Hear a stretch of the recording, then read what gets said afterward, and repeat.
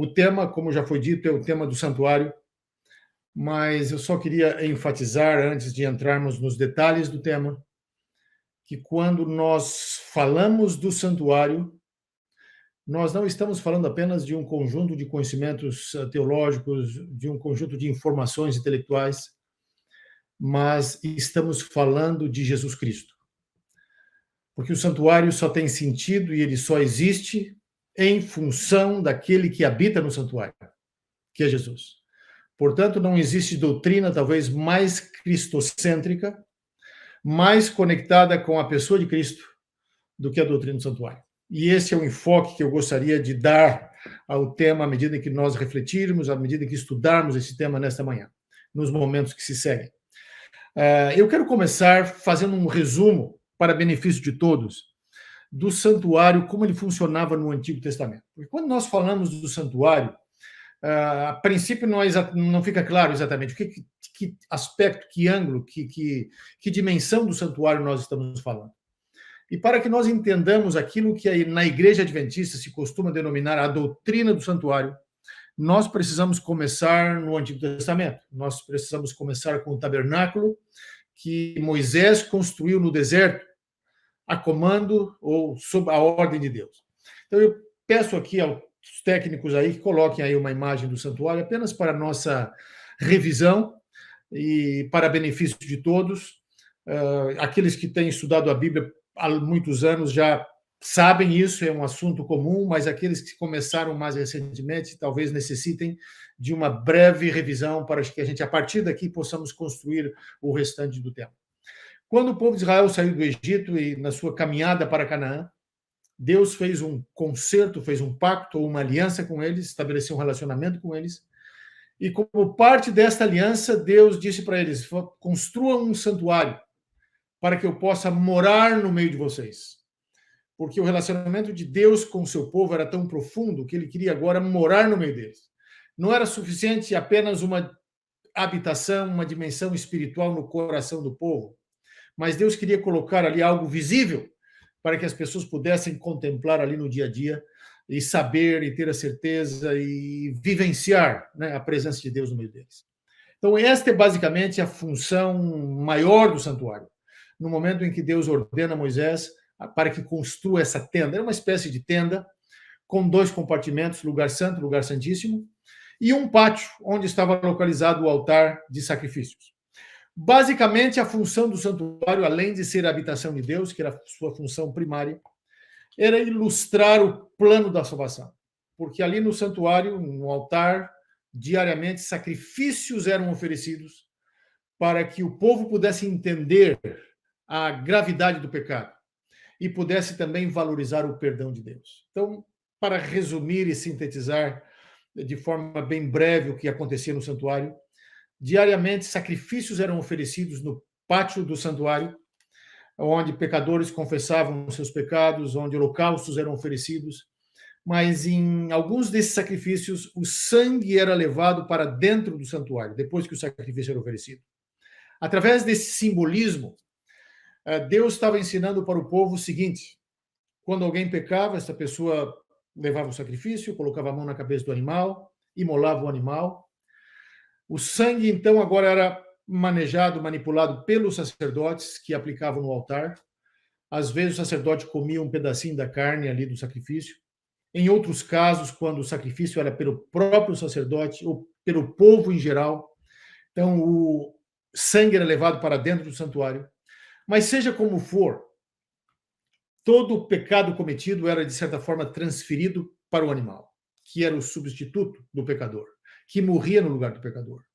Mas o sangue do animal, ao ser aplicado no altar e posteriormente levado para dentro do tabernáculo, ele era, então, um meio de transferir o pecado para o santuário. Em outras palavras, o pecador, quando pecava e oferecia o animal, ele era perdoado, mas o pecado dele ficava registrado no santuário. Porque o pecado é algo tão profundo, algo tão grave, que ele não desaparece assim automaticamente. Ele fica registrado, ele precisa ser trabalhado posteriormente para que ele seja completamente eliminado. E a partir desta ilustração, Deus então estava ensinando lições profundas para o povo de Israel, que tinha implicações para o próprio plano da salvação. Então, o que acontecia? Diariamente, sacrifícios eram oferecidos, pecados eram transferidos para o santuário. Pecadores voltavam para casa perdoados e felizes, sem o fardo do pecado, mas o pecado era agora absorvido pelo santuário. Em outras palavras, o Deus que morava no santuário, ele assumia sobre si a responsabilidade por aqueles pecados que eram transferidos para o santuário. E depois de um período aí de 12 meses de pecados sendo transferidos para o santuário, era óbvio que o santuário, então, era agora contaminado, porque diariamente só havia um processo de transferência de pecado para o santuário. Então, Deus determinou que no dia 10 do 7º mês do calendário israelita fosse feita uma cerimônia especial, que era chamada de Dia da Expiação. Nesta cerimônia especial, um sacrifício muito peculiar era feito, com 2 bodes. Eles eram sorteados, um era dito bode para o Senhor, o outro bode para Azazel, que era um símbolo de Satanás. Aquele bode cuja sorte caíra para o Senhor, ele era sacrificado, e o sangue daquele bode agora é levado para dentro do santuário. O sacerdote agora começava um processo de aplicação do sangue no lugar santíssimo, na arca, onde estavam armazenados os 10 mandamentos. Depois ele fazia o mesmo processo no lugar santo e finalmente no pátio. Em outras palavras, no dia da expiação, o que ocorria era um momento agora de purificação do santuário. O santuário agora, que havia sido contaminado ao longo do ano, ele era purificado no dia 10 do 7º mês, no dia da expiação. Era um dia, assim, muito solene para Israel, porque o povo agora ficava, então, em atitude de reverência, de jejum, de oração, porque era um momento em que os pecados que haviam transferidos para o santuário seriam agora tirados de lá e eliminados e removidos do acampamento para sempre. Então, depois que esta cerimônia de aplicação do sangue do dia da expiação era realizada, o sumo sacerdote, então, colocava as mãos sobre o bode vivo, aquele bode que representava Azazel, confessava os pecados sobre o bode, e agora havia uma pessoa ali encarregada que levava aquele bode para o deserto e o abandonava lá. Os bodes, assim, funcionava como uma espécie de transporte, de eliminador dos pecados, ou, como alguns dizem, um caminhão de lixo. Ele levava agora esses pecados do povo para o deserto, onde finalmente o bode era abandonado, e os pecados do povo jamais poderiam assaltá-los, jamais poderiam ser usados contra eles, porque esses pecados agora haviam sido destruídos, removidos do acampamento do santuário. Qual é o significado dessa cerimônia? Para o Deus que mora no santuário, que morava no santuário. O significado é muito simples. Através do dia da expiação, Deus estava ensinando para Israel que o Deus de Israel não é um Deus que compactua, não é um Deus que vai tolerar e aceitar o pecado para sempre.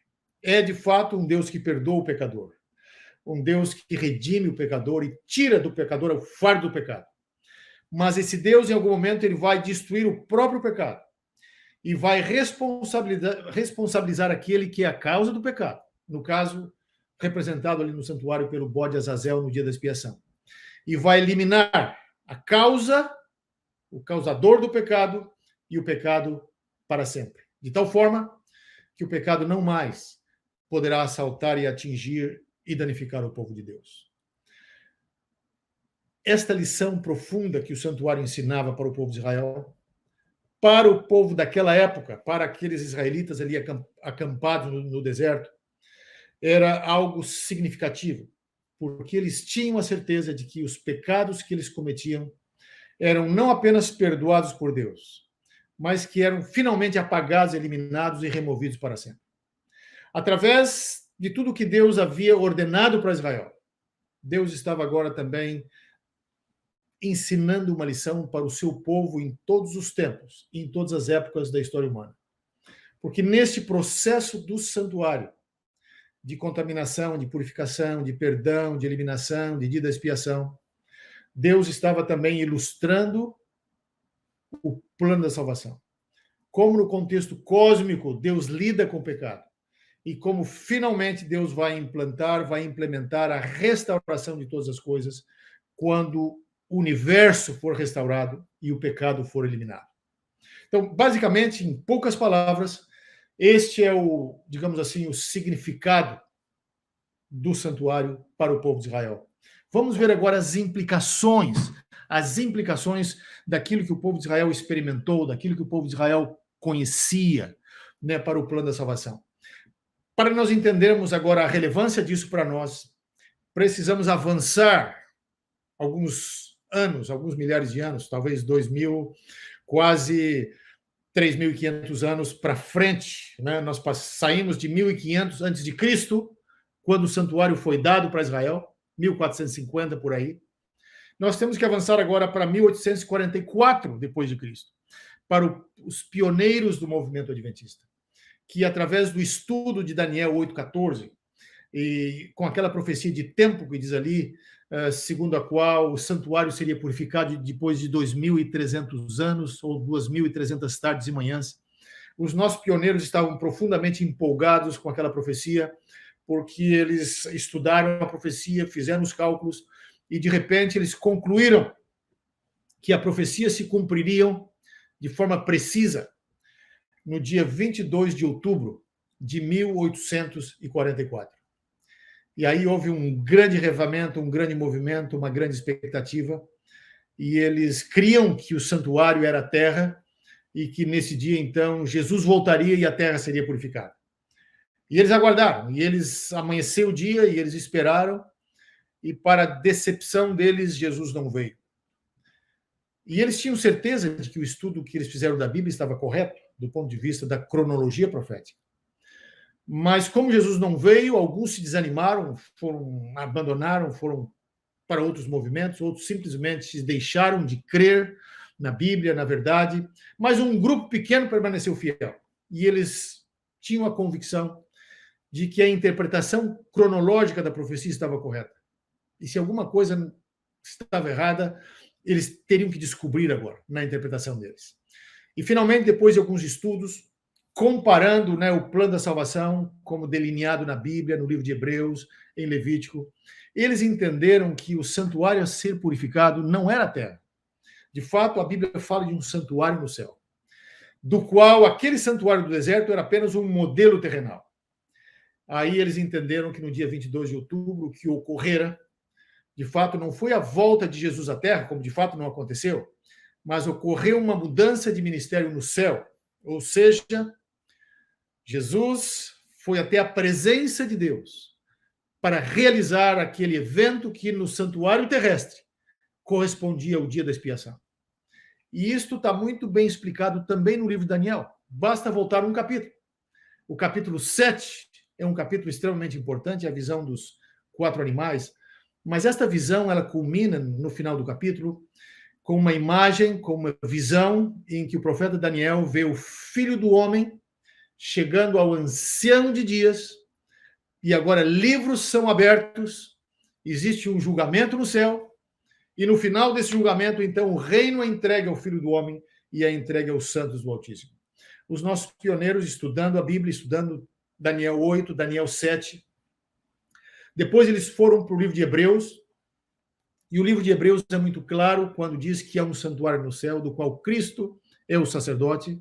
E aí eles chegaram à conclusão de que, de fato, em 1844, no dia 22 de outubro, a profecia estava correta. Houve um cumprimento. Houve, de fato, uma vinda de Jesus. Mas não a terra, mas uma vinda de Jesus do lugar santo do santuário celestial para o lugar santíssimo do mesmo santuário. Para, na presença de Deus agora, efetuar uma obra de julgamento. Uma obra de julgamento que começou em favor dos santos mortos, mas que em algum momento da história humana ela vai se concluir, os santos vivos serão julgados, isso vai durar muito pouco tempo, esta obra vai terminar, então os últimos eventos da história humana se abaterão sobre a terra.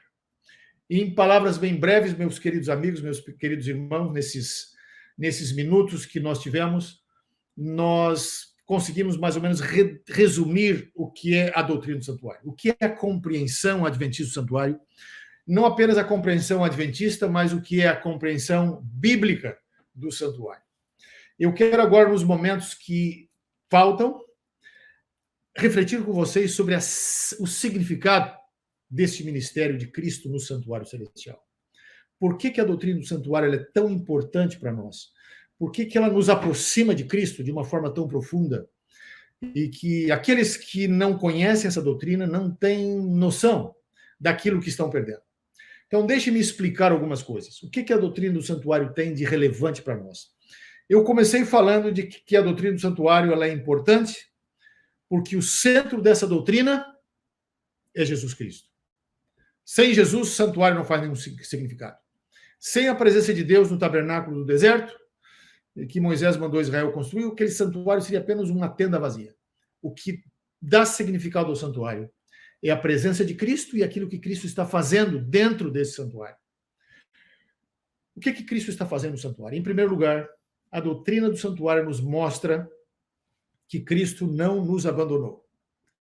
Quando ele ascendeu aos céus, e ele foi à presença do Pai, Cristo não nos abandonou, não deixou a igreja sozinha aqui na terra, mas ele foi para o santuário fazer uma obra especial em nosso favor. Uma obra que nós entendemos, e por analogia com o santuário terrenal, ela se desenvolve em duas fases.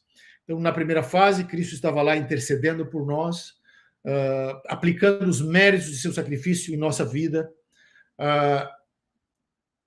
reconhecendo a aceitação daqueles que aceitaram, né, a Jesus como Salvador. Então, há uma obra de constante de intercessão no santuário celestial. Mas em 1844, a esta obra de intercessão, uma outra obra é acrescentada, que é a obra de purificação. Agora, no plano cósmico de Deus, é importante agora fazer uma obra de julgamento, abrir os livros de registros no céu e verificar daqueles que aceitaram a Cristo, quais aqueles que o fizeram de fato, de forma genuína, e quais aqueles que têm agora o direito de herdar a vida eterna com base nos méritos de Cristo. E é isso que Cristo começa a fazer em 1844.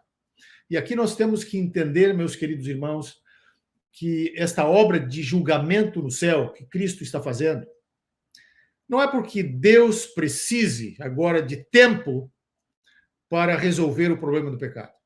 Não é que ele precise de tempo para saber o que nós fizemos ao longo da vida, o que aqueles que já morreram fizeram, se essas pessoas aceitaram a Cristo ou não. Deus poderia realizar esta obra de juízo em um segundo, em um instante. Mas ele está fazendo isso porque o plano da salvação ele tem consequências não apenas para o nosso planeta, mas ele tem consequências cósmicas. Deus precisa, Deus quer assegurar o universo inteiro de que aqueles que entrarão no céu, de que aqueles que serão levados com Jesus quando ele voltar, são pessoas que de fato aceitaram a Cristo de forma sincera e que não serão uma ameaça, um risco para que o pecado entre no universo novamente. Então, Deus, através desse processo de julgamento, de investigativo, nós chamamos disso juízo investigativo, ele está demonstrando para o universo inteiro a justiça do seu plano da salvação. Cada ser inteligente que habita o universo, cada ser criado por Deus, incluindo os anjos, terão a certeza de que nesse plano de Deus para salvar a raça caída, Deus foi justo, Deus foi fiel, e aqueles que ele vai levar para o céu estarão lá, porque tiveram o seu pecado removido pelo sangue de Cristo. Então, o juízo investigativo não ocorre por causa de Deus. Ele ocorre por causa das inteligências criadas, por causa do universo inteiro. Porque em todo esse processo de juízo, também não é apenas o juízo, um julgamento do ser humano, mas é um momento em que o caráter de Deus está sendo demonstrado para o universo inteiro, como um caráter de justiça, de santidade e, acima de tudo, um caráter que se revela através do amor. Muitas pessoas, quando ouvem falar de juízo investigativo, eles se sentem temerosos. E aí, o que vai acontecer se o meu nome passar no céu e eu não tiver todos os requisitos para herdar a salvação? Se alguma coisa na minha vida estiver errada e eu perder a salvação agora. O que nós podemos dizer para vocês é com base naquilo que a Bíblia ensina sobre o caráter de Deus, das diferentes passagens que falam do amor de Deus, João 3,16 é a mais óbvia delas, mas a Bíblia fala do amor de Deus, do Gênesis ao Apocalipse, é que nós não precisamos ter medo desse juízo investigativo que está ocorrendo hoje. E a razão pela qual nós não devemos temer o juízo é porque nós temos um advogado que nos representa nesse juízo, que é Jesus Cristo. Quando uma acusação é trazida contra nós no tribunal celestial, Cristo mostra suas mãos feridas, machucadas pelo pecado, que foram cravadas na cruz. Cristo mostra o seu lado aberto e, através do seu sacrifício, ele garante a nossa salvação. Mas ele não vai salvar ninguém contra a vontade própria. Ele não vai salvar quem não quer ser salvo. Se você quer ser salvo, se você quer estar no céu, se você aceitou a Cristo como seu Salvador, você não tem que ter medo desse juízo. Pelo contrário, esse juízo é um momento de regozijo, porque nada melhor para uma pessoa inocente do que ir no tribunal e receber do juiz a declaração, a sentença, o veredito de que ela é inocente. Então, é isso que acontece conosco no tribunal celestial. É isso que acontece conosco nesse juízo investigativo que está ocorrendo no céu hoje. Jesus está ali intercedendo por nós e, através do seu sangue, justificando os nossos pecados. Tudo o que nós precisamos fazer, de nossa parte, é apenas entregar nossa vida a Ele, confiar nele como nosso Salvador. Isso nos dá a garantia de que nós estamos salvos. Então, nós podemos viver aqui e agora com a certeza de que nós estamos salvos, porque nós fomos justificados pela fé em Cristo. E no santuário celestial, no juízo investigativo, o que ocorre lá é a manifestação dessa justiça que Deus nos deu aqui na Terra para o universo inteiro, para que o universo possa entender e compreender por que e como nós recebemos essa salvação. E quando Jesus voltar, então ele vai levar para o céu aqueles que já foram declarados justos, reconhecidos como justos, como resultado desse julgamento que ele está fazendo hoje. Mas tem alguns detalhes a mais que eu gostaria de enfatizar para vocês aqui a respeito do santuário e da importância do santuário.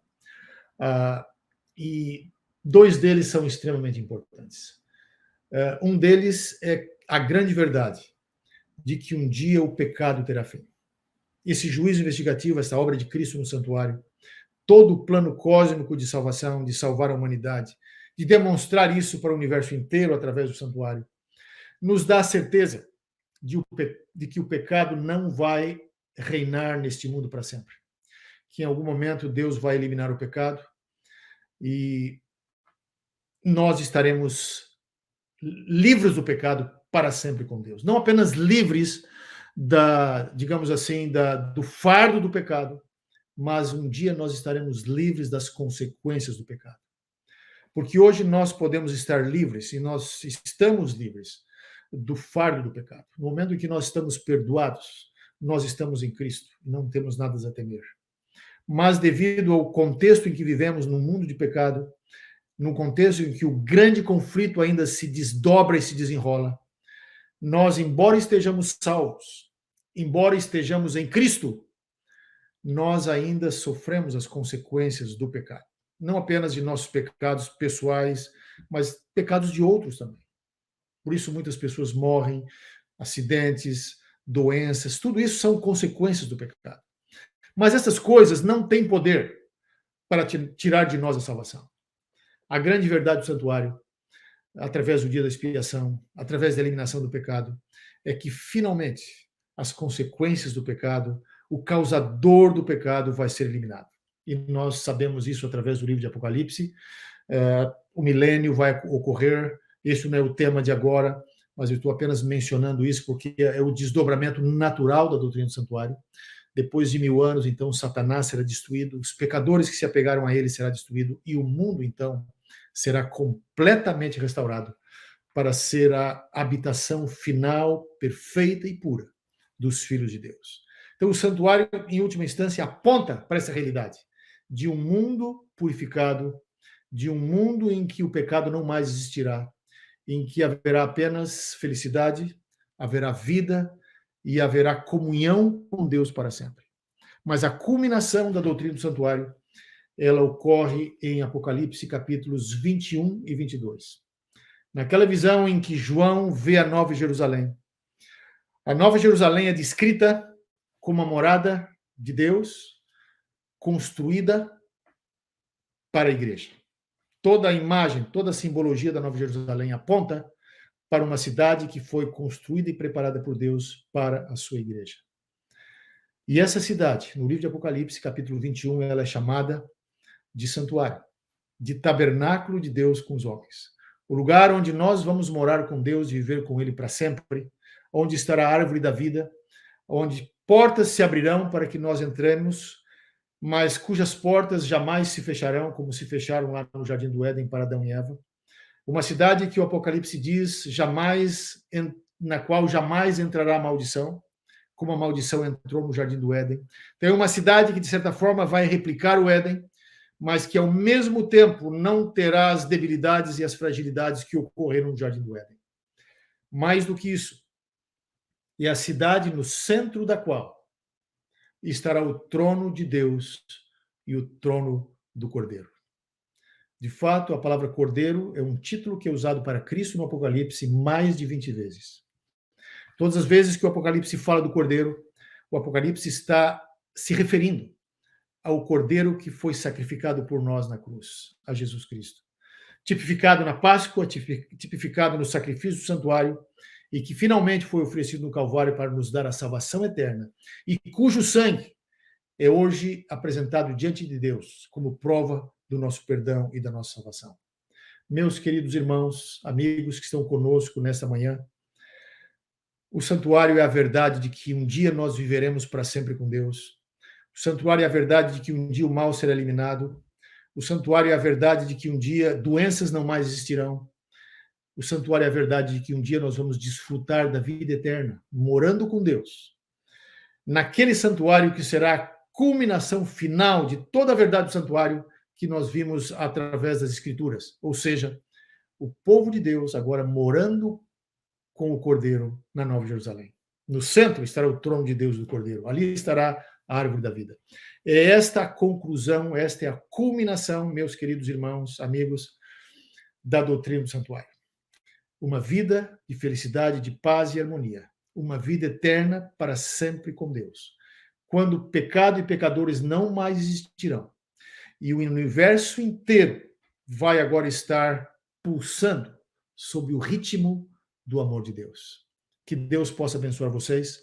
Que esta verdade do santuário seja mais estudada, mais compreendida, mas que, acima de tudo, que esta verdade seja tornada relevante na nossa vida.